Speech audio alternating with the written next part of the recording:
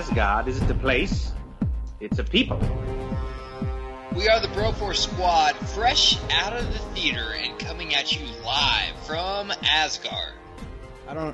How are we coming at you from people though? I thought Asgard was people. Well, yeah, I'm just saying that we're coming from a place. We always do this, so. Yeah, but isn't it? But if it's not a place anymore, it's just people. Fine, Banner. I'm Skyping you live from my grandmother's basement. Is that fucking cool? I hope that's out of Hela's jurisdiction for you.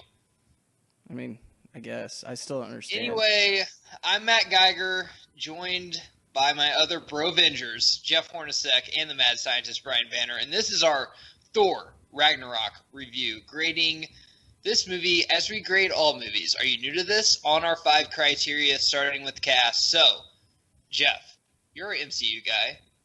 Kick it off with the cast.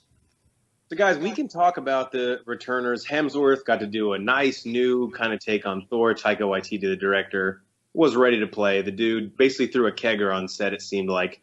I'll leave a lot for you guys. I want to touch on Cate Blanchett, both in real life and in my review. She's an incredible actress. We've seen her take some weird roles, and I'm talking about Indiana Jones and the Kingdom of the Crystal Skull, which we should never mention on this show again. Why? I'm sorry, but it's a fact.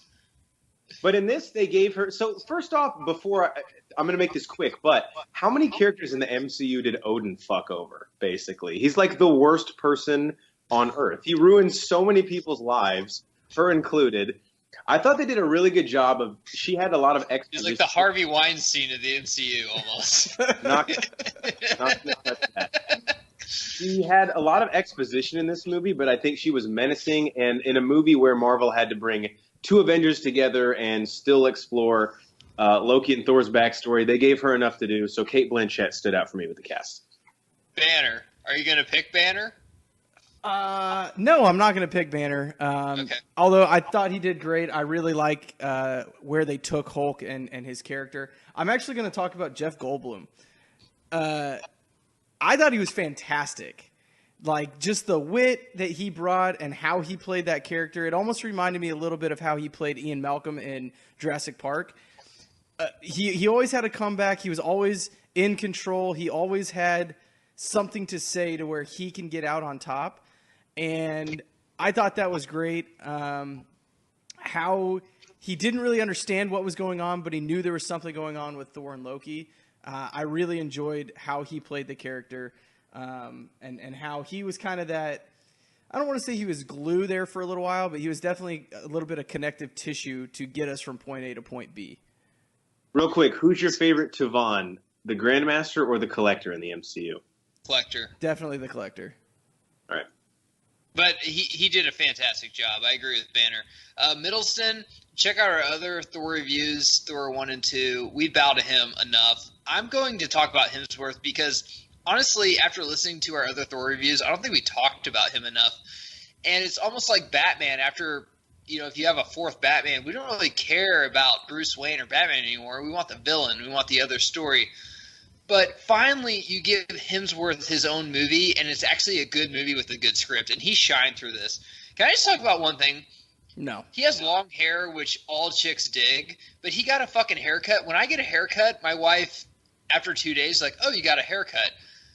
Hemsworth went from long-haired with chicks being like, hey, you can bang me without a rubber, to getting short hair to be like, hey, you can do anal. That's what Hemsworth did. And then after he lost his eye, chicks are like, oh my God, he's even hotter. How the fuck does this guy go from long hair to short hair with no eye to still gaining chicks through the process?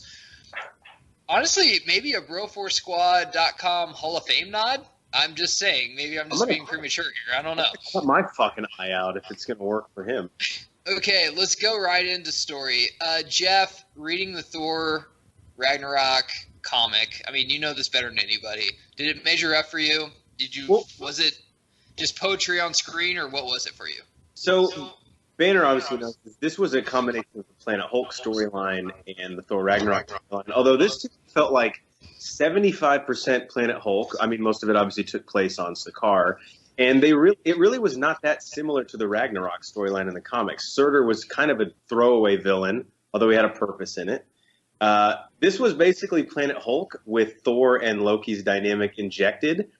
And when I first heard this idea, I just like I do with everything, because I'm ridiculous and pretentious, I said, fuck that, I'm not going to go see it. Here I am seeing it on a Thursday night, and I actually really liked it, and it worked. And it just goes to show you why I don't have the job of making these movies. People smarter than me do. So for me, the story worked. It was a big calculated risk on Marvel's part, though, so I'm not sure if everyone will like it, especially the comic purists.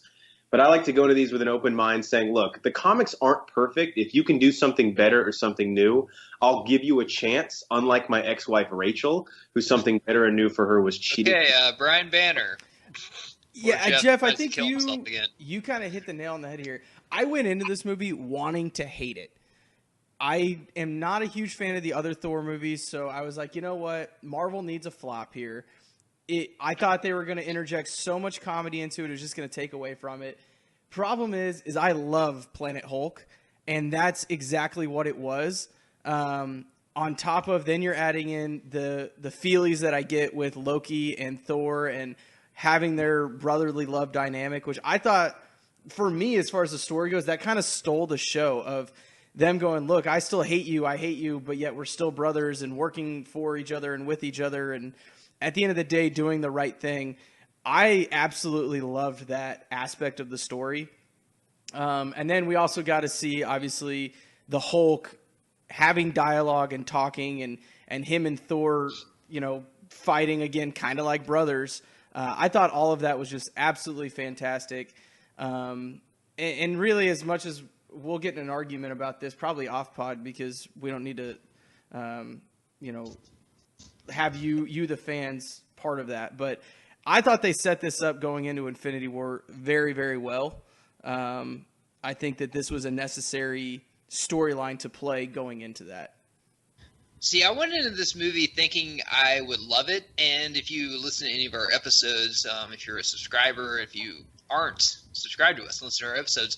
But I thought this movie was going to be awesome. I actually think it's going to be better than Justice League, coming from a DCU fan, and it was an awesome movie. And reading about it, I heard it had a lot of jokes, which is going to kind of set me aside. However, I hate when Marvel makes jokes when it takes you out of the movie. See Civil War. These jokes worked for me. It was Guardians of the Galaxy for me. If you like Guardians, you're going to like this movie. I think it really connected Odin, Loki, and Thor, finally. All three of them together. They had a couple scenes with them. Odin kind of seemed I blame Jeff for this, doing so many Anthony Hopkins impressions, but he just kind of seemed like, hey, Asgard's dead, but I got a place in Vegas and I have my own sports book with a podcast. I'm doing fine. Like, I'm dating a girl named Michelle. I'm doing okay. Don't worry about it. Don't worry about your old man. I'm getting action and stuff. Just kind of go about yourself. That's the only scene that kind of took me out of it, but that's just because Jeff's an asshole and thinks it's funny to make fun of Anthony Hopkins. But this movie's fun, dude, and the jokes work for me for sure. So none of them were out of place.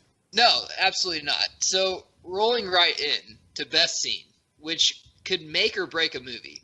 Banner, I'll go to you first. What's your best scene? Well, my best scene actually was the scene that you're talking about with Loki, Odin, and Thor. All, I don't know, looked like they were in like Scotland or something, looking out into the ocean. I thought that scene was absolutely. Oh, they were in Norway. That's where it was. It looked like they were at the Jedi Temple. If I don't want to look ahead too much, but yeah, something like looks that. Looks like the screensaver on my work computer. But that scene, you check out our movie commentary in a couple months, maybe. Who knows? That scene though, I thought was great. I mean, one thing that we've got through Thor, the Avengers, Thor 2, and now to this, is a really good through line and a woven story between Thor and Loki. And I thought this was just another layer and another chapter to that story, which throughout the Thor movies, I know we've shit on them a lot, but that has been one constant that's been I've actually really enjoyed is their dynamic. Hiddleston and Hemsworth's chemistry on set, and you can tell that they are adopted brothers. So I totally bought it. I loved it. Both kind of mourning in their own way. And then, oh shit, we got to come together because our crazy ass bitch sister is about to try and kill everything. I mean, it's Thanksgiving is coming in 2 weeks. I mean, that's everyone's Thanksgiving. So, Jeff, best scene. Man, Taika Waititi did a great job with the action scenes in this, and there's an obvious one from the trailer you can take. I'm just going to say something that I think people are forgetting because it happens in the first act. Guys, Doctor Strange and Benedict Cumberbatch are in this movie, and it was awesome, and it worked really well, and it tied in perfectly. It was a great connective tissue for the MCU, and we just got to see Benedict Cumberbatch again. Prior to Infinity War, he got to meet Thor, shook his hand, and that was just a really fun thing for me, and I liked how it didn't really detract from the story, and they did it early enough to where it wasn't distracting. That was the most fun scene for me. Yeah, I felt like our theaters, some people, I don't know if they've seen Doctor Strange. You should definitely see Doctor Strange before this movie, because that's an awesome – if you don't know what that is, you missed out on about, 15 minutes of really fun – like movie experience, because me and you were high-fiving whenever he came on screen. Yeah. Well, and that was an end credit scene. Part of that was an end credit scene to Doctor Strange. But still, if you haven't seen Doctor Strange, I mean, you have no clue how cool that scene is. My scene is... You should check out our movie commentary on it. You should. Thank you for that drop. Whenever me and Banner differ on a lot of stuff, one, he's a score guy, and he loves score. And actually, I didn't really appreciate the score until we started doing this podcast, and I love scores. But for me, I love music, especially rock music. And I love classic rock music, and I love classic rock music in trailers. However, not many of that music actually makes it on screen. But Led Zeppelin Immigration Song made it not once but twice in this movie. So I'm probably going to pick both those scenes. I love music videos. I love when an actor gets jacked as fuck and beats the shit out of somebody to a Led Zeppelin song. So the opening scene for me doesn't have to be the best scene, but it has to set a tone. And it did set a tone for me. And for two reasons. One, show me, don't tell me. Because of Led Zeppelin, because of him kicking ass. But for the other one, because of the jokes. So whenever I came in here being a DCU fan, I love dark shit, obviously. But the first scene told me, hey, we're going to have fun. And I'm like, okay, I'm cool with having fun. I'm going to drink some beer. And it showed me right from the get-go, this movie is going to be fun. It's going to be jokey. It's going to be MCU. So that's probably my best scene. Right into impacts on pop culture. Jeff, what do you got? All right, two quick ones.